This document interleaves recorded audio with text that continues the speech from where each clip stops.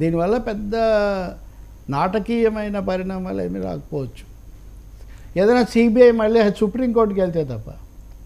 CBI ఇప్పుడు హైకోర్టులో చెప్తే హైకోర్టు అనుమతి ఇచ్చింది అనుకోండి, పై కోర్టుకు వెళ్ళి ఇంకా సుప్రీంకోర్టుకు కూడా వెళ్ళి ఈయనకు పాస్పోర్ట్ ఇవ్వకండి, ఈయన విదేశాలకు వెళ్తే మాకు ఇబ్బంది అని సిబిఐ వాదిస్తే అప్పుడు తప్ప ఇప్పుడున్న పరిస్థితుల్లో ఒక 2 రోజులు అటు ఇటుగా వెళ్తారు అంతే. Right sir. అండ్ ఇక జగన్మోహన్ రెడ్డి భద్రత మీద కూడా అంటే ఆల్రెడీ మేము Z+ భద్రత జగన్మోహన్ రెడ్డి కొనసాగుతుంది, అయినా కూడా ఆయన అదనపు భద్రత అడుగుతూ ఉన్నారు, ఆయన ఇన్సెక్యూర్గా ఫీల్ అవుతూ ఉన్నారు అని చెప్పి హోంమంత్రి అనిత కూడా కామెంట్ చేసిన పరిస్థితి. ఎందుకు సార్ ఈ జగన్ అంటే ఆల్రెడీ Z+ భద్రత ఉన్న నేపథ్యంలో ఎందుకు ఈ వివాదం? ఇప్పుడు మొదటిదే ఆయన పల్నాడు వెళ్ళినప్పుడు తనకు బాగాలేని వాహనం ఇచ్చారని ఫిర్యాదు చేశారు. రెండవది అంతకుముందు చంద్రబాబు భద్రత గురించి చేశారు, లోకేష్ చేశారు, పవన్ కళ్యాణ్ చేశారు. దేశంలో రాజకీయ నాయకులు ముఖ్యంగా ఆంధ్రప్రదేశ్లో తెలంగాణలో కూడా భద్రత గురించిన ఆందోళనలు వ్యక్తం కావటం ఇవన్నీ.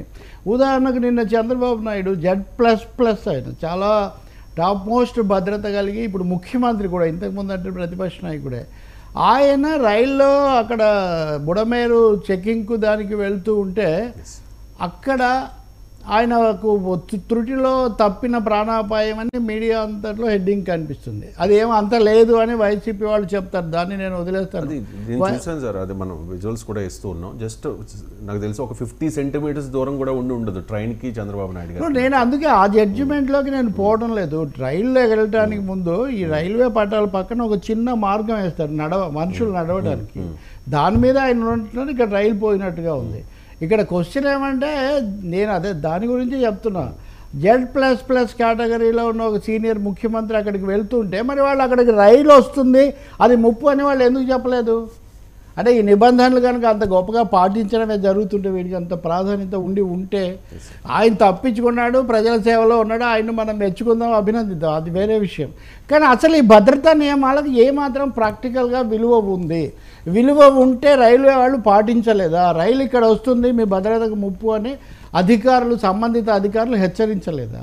ప్రతిదీ రాజకీయ వివాదమే కదా, అక్కడ అంత ముప్పు ఏం లేదని మళ్ళీ వైసీపీ వాళ్ళందరూ మళ్ళీ వాళ్ళు స్టోరీస్ ఇవన్నీ ఒక దశకు వచ్చాయి. నా పాయింట్ ఏమంటే ఇప్పుడు నాయకులు వాళ్ళ భద్రత గురించి అంతకుముందు అడగడం, ఇప్పుడు జగన్ అడుగుతున్నారు, ఇంతకుముందు వాళ్ళు అడుగుతుండేవాళ్ళు. ఇప్పుడు జగన్ ఏంటి, నాకు పల్నాడు వెళ్ళినప్పుడు మీరు వెహికల్ సరిగ్గా ఇవ్వలేదు, దాని మధ్యలో నేను దిగిపోవాల్సి వచ్చిందని. లేదు అది కొత్తది ఇవ్వాలని ఏం లేదు, అది మంచిదే అని పోలీసులు వాదిస్తారు.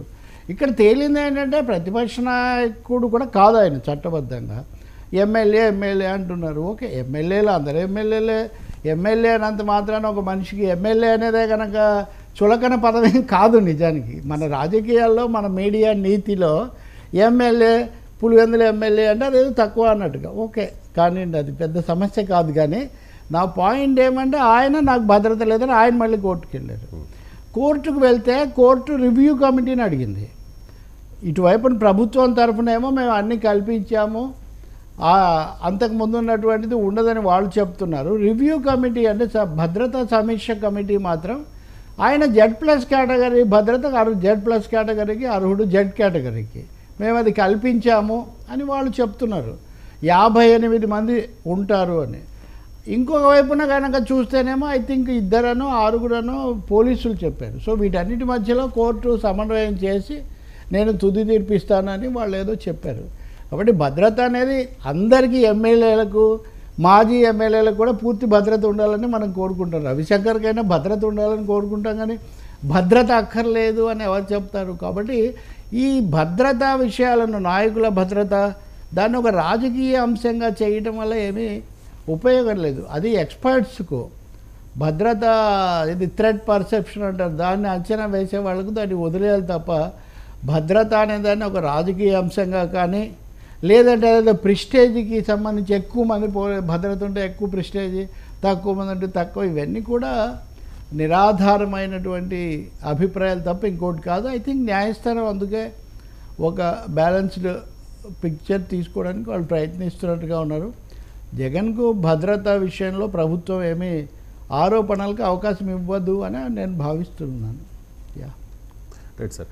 ఆ వాహనాలు అవి ఫిర్యాదులు అవి ఏమున్నాయో చూడాలి. ఇప్పుడు మీరు చూశారు కదా, ఓడిపోయిన తర్వాత ఆయనకి ఇంతకుముందు 1000 మంది ఉన్నారు అంటే, కాదు మాకు ఇంతమంది ఉన్నారు వాళ్ళు ఉన్నారు. ఇవన్నీ ఎవరు తెలుస్తారన్న నేను అనేది. పారదర్శకంగా ట్రాన్స్పరెంట్గా జగన్మోహన్ రెడ్డి ఎందుకు సార్ భద్రత కోరుకుంటారు? ఎవరైనా మీరు జగన్మోహన్ రెడ్డి ఇప్పుడు చంద్రబాబు నాయుడు కూడా కేసేశారు, పవన్ కళ్యాణ్ కల్పించారు, నాయకులు అదే నేను చెప్పేందా చెప్పిన దాంట్లో సమాధానం ఉంది. అది ఒక రాజకీయ వివాదం లాగా రాజకీయ అంశంలాగా మార్చడం అనేది అది జరుగుతుంది ఇక్కడ ప్రధానంగా. చంద్రబాబు నాయుడు ఓడిపోయినప్పుడు కూడా నేను ఇలాంటి చర్చ చేశాను.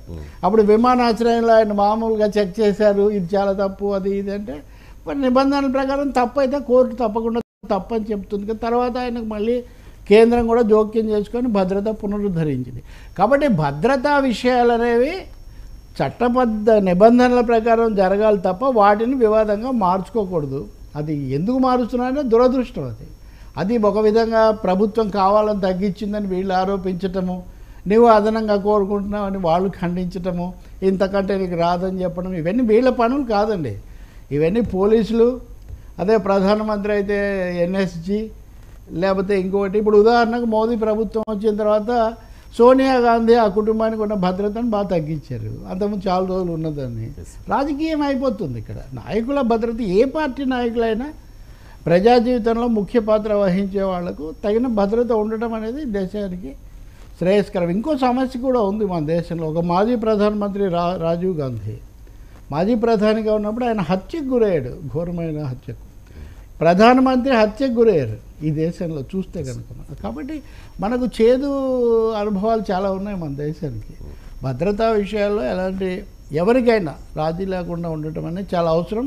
అలాగే నిన్న చంద్రబాబుకు జరిగిన ఘటనలు లాంటివి కూడా పునరావృతం కాకుండా చూడటం చాలా అవసరం. శాఖల మధ్య కోఆర్డినేషన్ లేకపోతే అదే ఎందుకు ఉండలేదండి. నేను అంటుంది కోర్టులకు వచ్చి ఇది పెట్టుకొని దాన్ని వివాదంగా మార్చేవాళ్ళు అధికారంలో ఉన్న, అది వయస్సులో కూడా పెద్దవాడైనా Z++ ఉన్న ముఖ్యమంత్రి విషయంలో ఎందుకు భద్రతా అధికారులు పట్టించుకోలేదు? ఇప్పుడు వాళ్ళు నిజానికి జవాబు చెప్పాలి.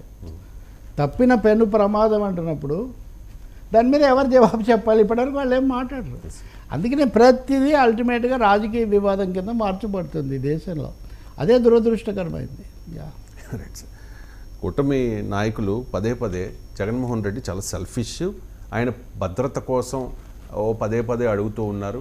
నాకు ప్రతిపక్ష నేత హోదా కావాలి, నాకు భద్రత కావాలి, అంతా నా అని మాత్రమే మాట్లాడుతున్నారు. ప్రజల గురించి ఆయన పట్టించుకోవట్లేదు, ఎస్పెషల్లీ పార్టీ గురించి అసలే పట్టించుకోవట్లేదు అనేది ప్రధానంగా కూటమి నేతల నుంచి వస్తున్న విమర్శ. అంటే మీ ప్రశ్నలో 2 కోణాలు ఉన్నాయి. రెండోది అంత అసంబద్ధం. ఎందుకంటే పార్టీ గురించి జగన్ పట్టించుకుంటున్నాడా లేదా అనేది కూటమి పట్టించుకోవాల్సిన అవసరం లేదు. కూటమి అనేది వాళ్ళు అలాగే మాట, కూటమి అటువైపు వీళ్ళు అటువైపు, అంతే కదా. ఒకరినొకరు అనుకోవడమే రాజకీయం అయినప్పుడు కొన్ని నిబంధనల ప్రకారం ఇది జరుగుతుంది. భద్రత మరి వాళ్ళు ఎందుకు అడిగారు అయితే ప్రతిపక్ష నాయకుడిగా ఉన్నప్పుడు? కాబట్టి అసలు ఈ చర్చ మన సామాన్య ప్రజలకు లేకపోతే మామూలు ప్రజలకు సంబంధించింది కాదు. ప్రజలకు సంబంధించి నిబంధనల ప్రకారం భద్రత కల్పించాలి, అంతవరకు. భద్రత ఎవరికి